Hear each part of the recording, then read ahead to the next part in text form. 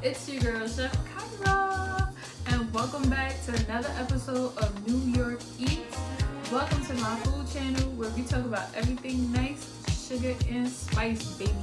So for today's episode, I'm going to show you guys how I make a chicken parmesan. Alright, so we're going to have a little Italian dinner tonight. I'm going to show you guys some of the ingredients that you're going to need and that I'm going to use. And what's going to be really, really special about this episode is that I'm going to show you guys how to make a tomato sauce from scratch. So it's going to be a very detailed episode. The key component or a really big focus is going to be on making a tomato sauce. So you're going to want to have these following ingredients. If you don't, you can always find something to substitute it with. So let's get into it. Let's get into the ingredients. Welcome to my channel once again. Thank you so much for viewing. Like, comment, and subscribe. And also hit that share button. Share it with your family. Because everybody love a little chicken parmesan.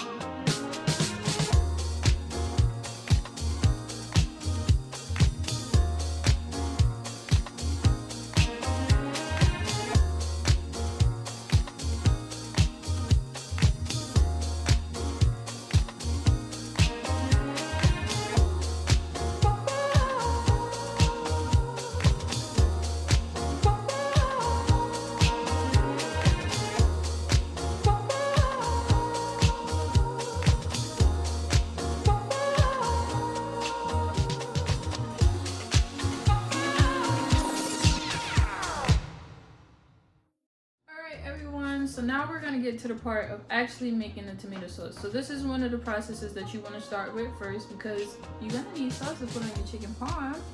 So the potware that I'm cooking with is a Pioneer Woman cooking set.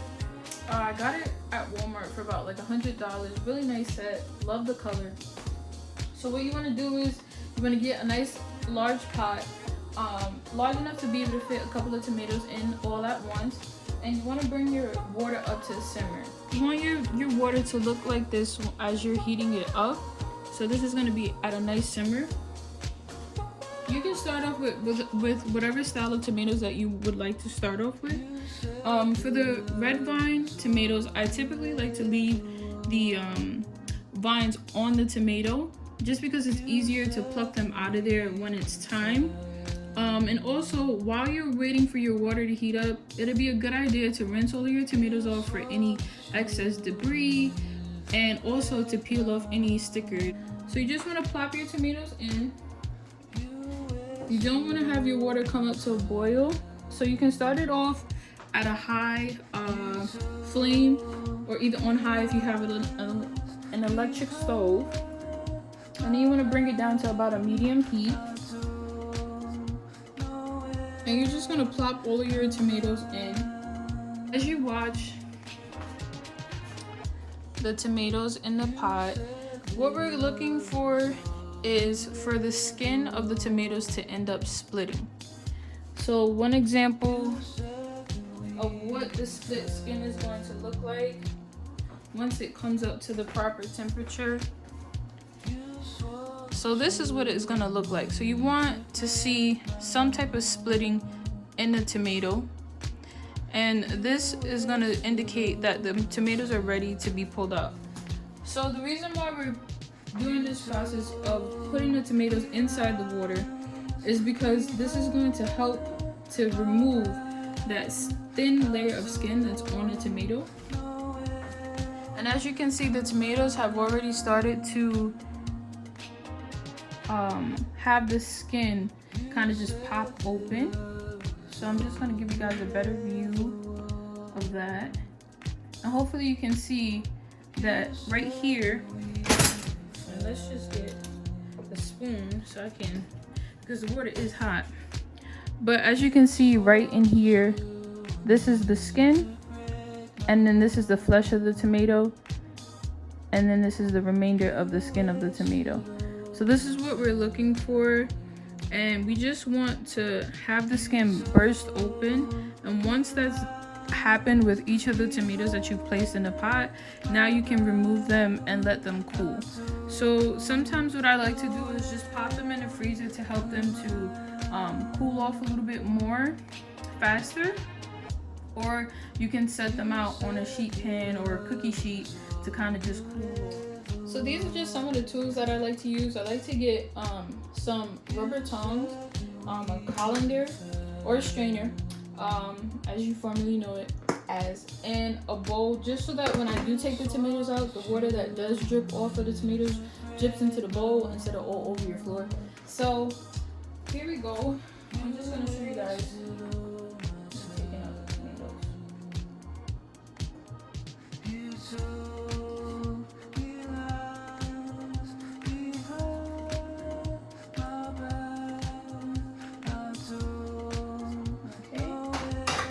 So this is a second shot of what the tomatoes look like outside the water.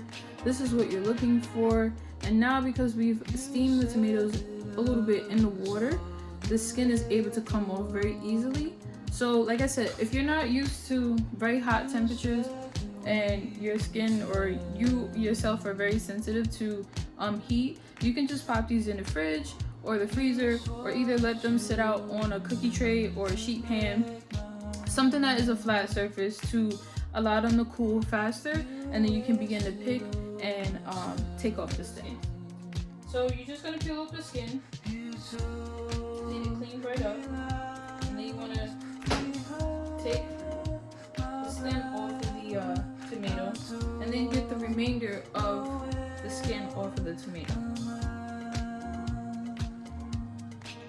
As you're doing this, you want to have your other set or style of tomatoes inside the pot, getting ready to get peeled. And then once that second set is, in the pot and going, you want to have that in the freezer or in the fridge, just to pop them in, cool them off real quick, and then you want to put your third set of tomatoes in as well. Now, as you're peeling your tomatoes, you can set the skin aside. But the next part first, chef knife, and what you want to do is you want to start cutting into the tomato. So you can just cut them into smaller chunks and pieces. Don't worry about the seeds, because in the next part of making the sauce, you're going to strain everything so that the seeds are taken out. Now you want to take the seeds out because seeds can cause bitterness in your sauce, and we don't want to have bitter sauce like somebody attitude in your life, because sometimes you got bitter people in your life. You got bitter people around you. So there's enough bitterness in the world, child. You don't need it in your sauce. So we're just gonna cut this in half, right? And as you can see, the tomatoes are still nice and plump and very red. And then you can cut this into even more sections. So I typically like to cut it in half and then cut the half into 3 different parts. And after that, you can take that and put it in a blender that you have at home. And so we're just going to repeat all of these steps right along with the other 2 sets of tomatoes, and we're going to blend this up. As things progressively get fuller and fuller inside the blender, you may want to have an additional bowl to pour the sauce in, and then we're going to strain and then add back into the pot. But before adding it back into the pot, we're going to add some aromatics, some seasonings, and things like that to give the sauce flavor and body. So we're going to get the second set of tomatoes out. We have our first set here in the blender, and we're just going to blend that up. So we have our second set out of the water, and we're just going to let it chill. We're going to let it chill. It's going to be chilling like a villain, okay? So we're going to let these chill off to the side. Now we're going to put our beefsteak tomatoes in. I have to warn you guys, making tomato sauce from scratch is definitely gonna get messy. So now what you want to do is you want to turn on your blender, and at first you want to do the pulse setting just to kind of break down the tomatoes a little bit more than what we already have by cutting them. And then after that, you want to have it on a consistent blend, and then I'll show you the consistency of what you're looking for when you're done blending.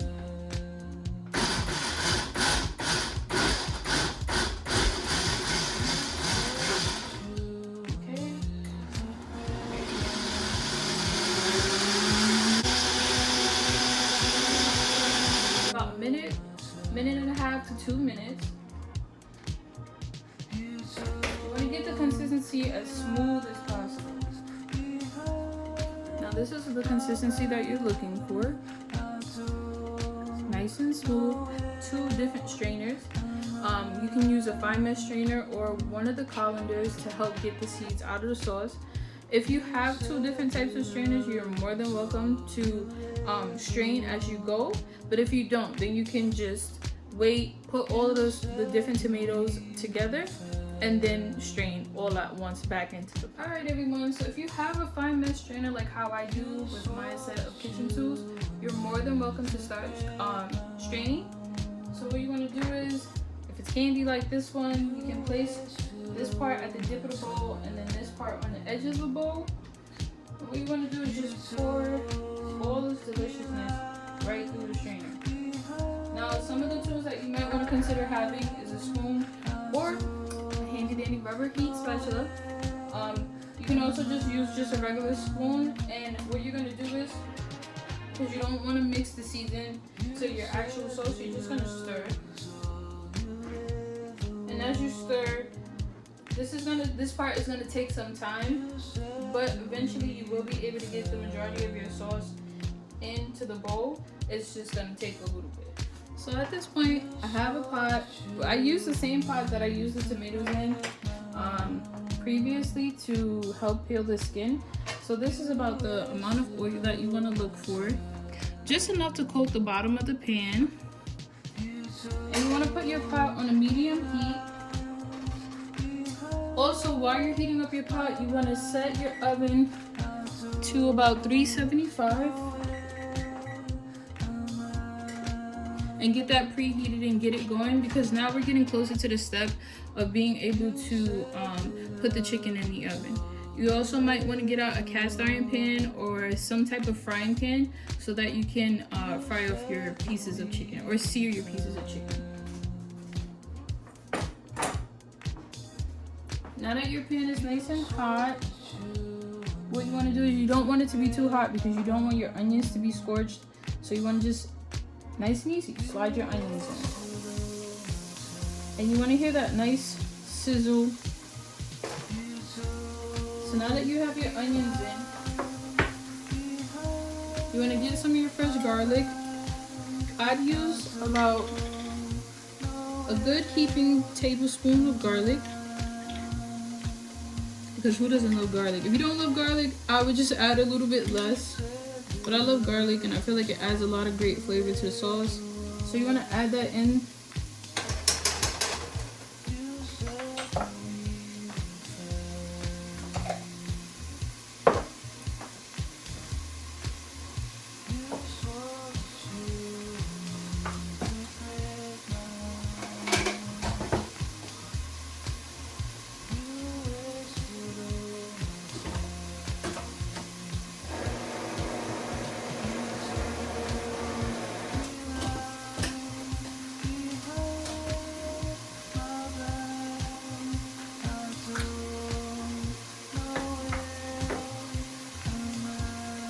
So for this part, this is very crucial. You want to make sure that you continue to keep stirring around your onions and your garlic. And so what we're doing is, right now we're sweating our onions and garlic, and this is what's going to help to pull out more flavor from the onions and garlic. And you want to do this for about 2 to 3 minutes, maybe even 4. And so this is just an equivalent of 1 tablespoon of garlic, a heaping tablespoon of garlic to be exact, and 1 onion. As you have this going, you can also begin to add in some tomato paste. Tomato paste is going to help give the sauce body and also give it that pretty red color that we are used to seeing when we do have a tomato sauce. And it also helps deepen the flavor of the sauce as well. So you can add about a tablespoon of tomato paste.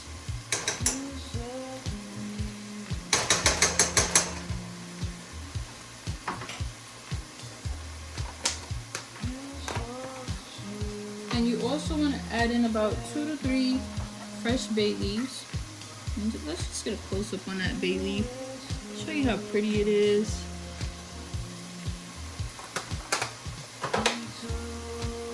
You can also start to add a pinch of salt. So about this much salt. Now, as you guys continue to tune into my channel, you'll learn that me as a chef, I really don't like to measure out. I'm also just the type of chef that kind of like seasons by eye.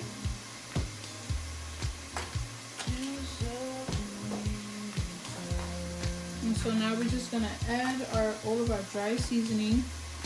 And this is just a base starter for the sauce. Of course, we're gonna add more seasoning as we go. And you want to, you know, of course, taste the sauce in each of its stages. And add a little bit of black pepper.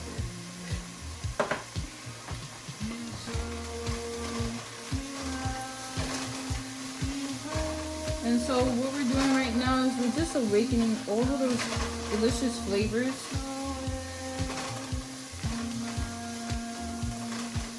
So that when the sauce actually, the pureed tomatoes go in, then it'll already have a nice base to work along with.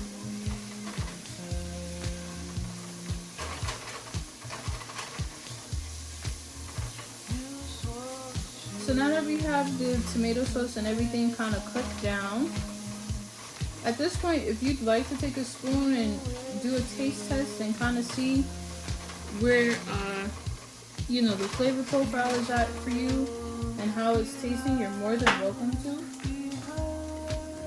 But now we're just gonna add this big bowl of tomatoes that we blended up.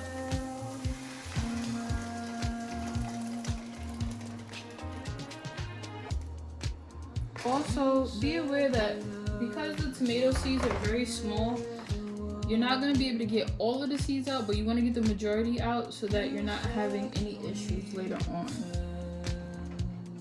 Now we just want to stir.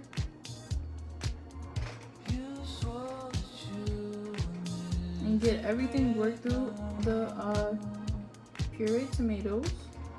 And now we just want to let the sauce kind of go for itself. We're also going to add a little bit more of the dry seasoning. So like I said, you want to be very careful with your salt. So always, whenever you're seasoning, start out with a little bit. And maybe not always, because it depends on what you're cooking or what you're preparing. But you always want to start out with a little bit, because then you can always add more. If you start out with too much, sometimes with certain situations, it's hard to fix. So you want to be careful about what you add and how much you add. And then we're just going to add a little bit more black pepper. Now for this part, if you'd like to add the Italian seasoning mix or herb mix, you're more than welcome to. So usually for this part, because I love Italian seasoning, I just take the lid off and see all that goodness and all those dried herbs. And so this blend consists of oregano, thyme, rosemary, savory, basil, sage, and marjoram. You just want to sprinkle just a nice coating of it. Not too much, because you don't want to overpower the sauce. Now we're just going to give it a stir one more time. Make sure we work all of those dry seasonings into the sauce itself. And this is what we're looking at. So now what we want to do is let the sauce cook down and reduce. And what you want to do is get another pot of water on the stove. I would season the water with the salt until it tastes like sea salt. And so what this does is it's going to be able to help you to have well seasoned noodles. And you want to bring that up to a boil. And you also want to add just a touch of vegetable oil or either olive oil, whatever oil that you would like to use of your preference. So in the meantime, while that water is getting ready, I just have some chicken in a bowl. Now I know you're probably wondering what that is, and that right there is just some oil.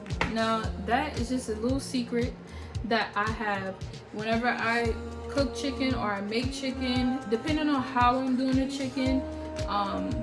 I always put oil because it helps to have the seasoning coat to the chicken better. That's one. And two, it just helps the chicken to stay nice and juicy and tender. So we have that. So I'm going to show you what you're going to season with and about how much seasoning you're going to use. So I have some kosher salt, and I have about 5 pieces of chicken in this bowl. So about that much salt should be just enough. And as you're seasoning, what you want to do is you want to take your thumb and your index finger, and as the seasoning is flowing through your hand, you want to press and crush the seasoning with your fingers. Alright, so it looks about that much salt. Okay, now we're gonna add some black pepper. Now, I want you guys to know, I am Caribbean, so I tend to put a lot of like spices and things like that, and I'm pretty heavy with the black pepper. So just season to your liking, but for me, I like a good amount of black pepper.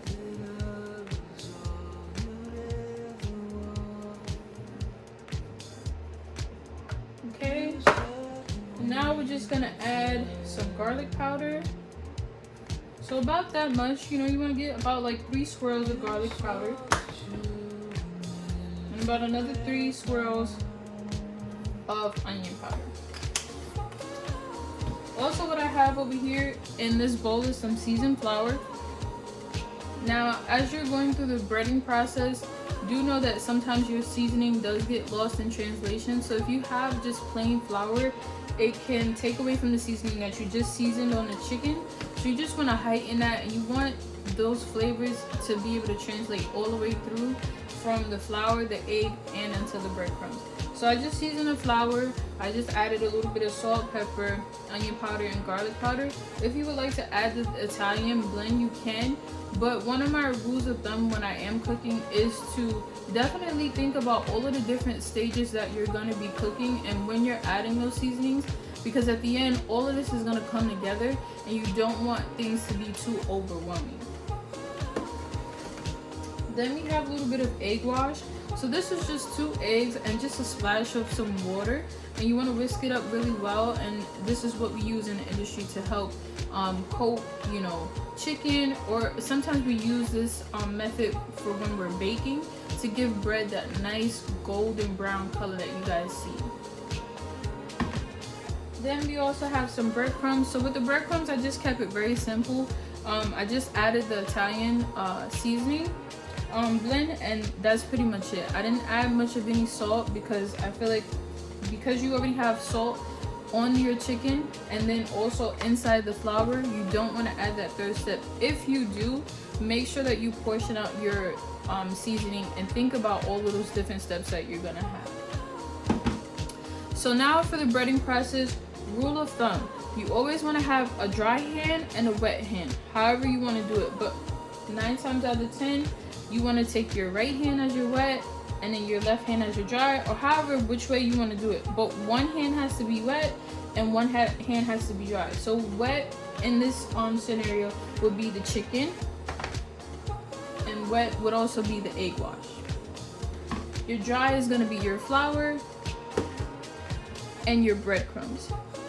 You also want to have a flat sheet pan, maybe lay out some parchment paper or some type of foil, and then you want to have that set and ready to go so that once you're done breading your chicken, you're not touching multiple different surfaces where you can cross-contaminate and end up having raw chicken all over your kitchen, and you can possibly end up getting sick later on. So just for safety precautions, definitely have that sheet pan or flat surface, maybe a plate or whatever you can find that is accessible to you in your kitchen to have to lay the chicken on.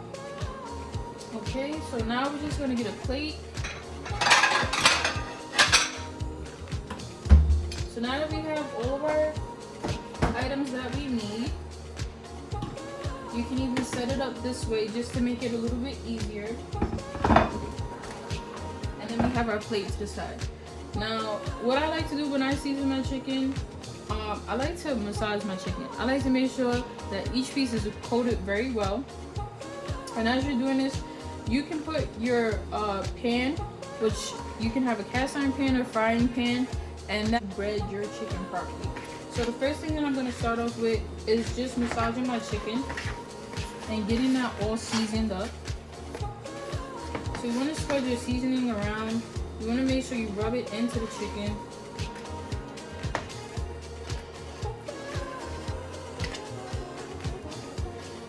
Make sure that no piece is left uncoated. And you also want to look for pieces that may have a lot more seasoning on it than the other. And you can just take that other piece of chicken that may not have too much seasoning on it and just rub that chicken against the other piece of chicken so that all of your pieces of chicken is nicely coated. Alright, and so now that we have that, you can also take the extra step of pre-seasoning your chicken the night before, or just a couple of hours before, just to intensify that flavor and the seasoning. Flour.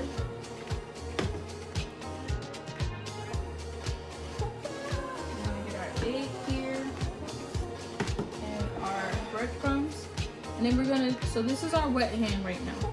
This is our dry hand.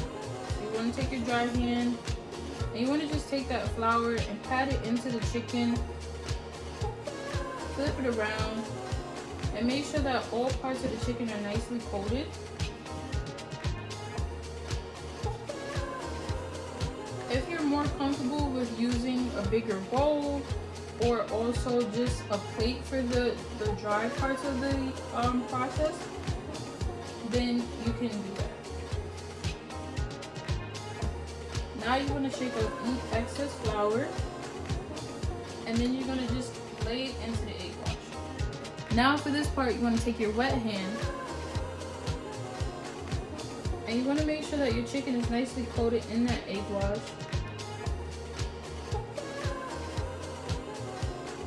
Drain off the excess, and this is what you're looking for. And you can just shake the chicken and let that drain off really well. And now you're going to lay it into your breadcrumbs. And you're going to take your dry hand and coat the chicken. Now for the breadcrumbs, it's good to press them into the egg wash. You're going to flip your chicken. If you see any extra spots that need breadcrumbs, you can always take breadcrumbs out of your bowl and add it, just as you can see. Now this is what you want your piece of chicken to look like. I'm going to do the rest of the pieces of chicken, but you just want to repeat these 3 steps. Just also nice stir.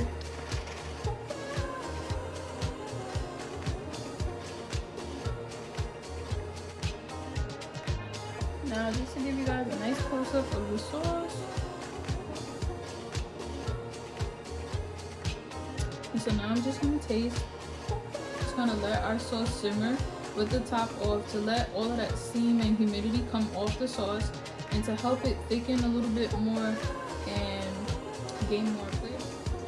So with our chicken breaded, you don't want to overcrowd your pan, so I would recommend, depending on your pan size, to do about 1 to 2 pieces of chicken. We have some hot shallow oil here and we have it on about a medium heat. What you want to do is just gently lay your chicken into the oil. Now we have our pasta done and cooked and ready to go. We drain the water off, and then you can add just a little bit of extra oil just so that you can keep the noodles from sticking to each other and becoming a big mess. Now we have our chicken. So we have them sauced. And we're just going to sauce the last one. And so we're just going to put a nice thin layer of sauce. You don't want to put too much because you still want that nice crispiness for the chicken. And I've also allowed the sauce to cool, and that also helps with being able to keep the chicken crispy and ready to go. So now whenever you cook your chicken, you always want to cook it to 165 degrees Fahrenheit. With this being such a thin cut of chicken, we're going to put it in the oven at 375 for about 5 to 8 minutes, maybe even 10. So this will allow time for the cheese to melt and for the rest of the chicken to cook.